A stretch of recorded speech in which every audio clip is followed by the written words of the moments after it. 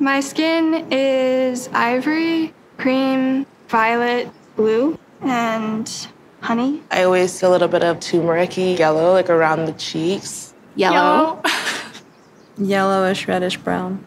Dark brown. Translucent. Pale, peachy, beige. My skin shade as a food would be tiramisu. Yeah, tiramisu. Buttery, smooth brown sugar. Like a mocha with a lot of cream. Strawberries and cream. On the outside layer of like black figs in the summer. Probably tofu.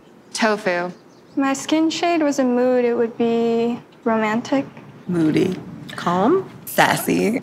My skin is fragile, it's strong. That would be a smile because my skin's pretty shiny. I feel like skin is very personal, so I think no one actually knows your skin like you do. I would describe it as very rich, very tender, alive.